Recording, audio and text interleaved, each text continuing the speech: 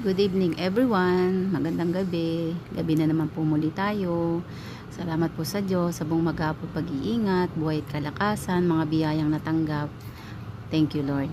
Ma-share ko lang, ito na po yung result ng aking pinagdaan ng shingles. Kung tawagin yung sakit na yun ay shingles. Ang lalim po ng mga peklat. Ayan siya, sobrang lalim po niyan. At nung time na pinagdadaanan ko po yung sakit na yun ay napakasakit din po talaga niya. Ayan, may ganyan po.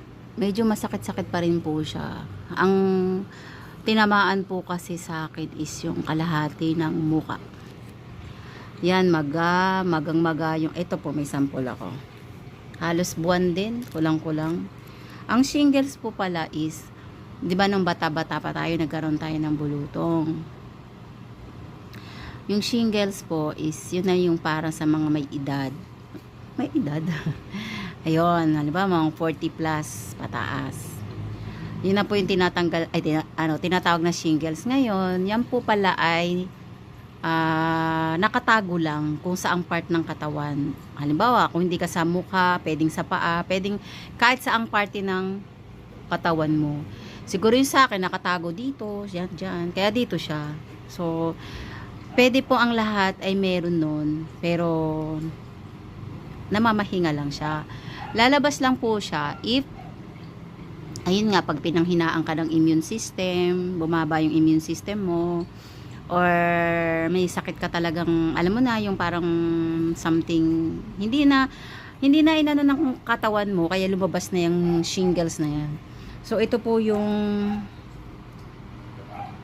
maga po talaga. Magang-maga talaga yung mukha ko. Ayan siya. Ayan siya. Namaga pa po yan. Hindi ko, ano pa yata yan, yung kinabukasan pa. Namaga pa po yan. At ito pang malupit. Pain ka na talaga. Hanggang matulog ka talaga. Hanggang pagising mo. Halos hindi ka mapagtulog. Kasi maging dito sa anit, kalahati lang din. May mga sugat siya. And then, kahit ganunin mo lang siya, yung something mahawakan lang yung itong buhok mo, ang sakit. At ito pa yung nakakatakot kung talagang salamat sa Diyos talagang, sa Lord lang din talaga ako humihingi talaga ng katatagan ng loob. Kasi syempre, first time kong magkaganito, tapos lagi pa akong nanghihina, tapos yung ang sakit ng ulo, as in yung, syempre, sa edad kong to, lalo na sa mga ano natin, alam na natin yung pain ng ulo, may pain na dito lang sa kalahati, may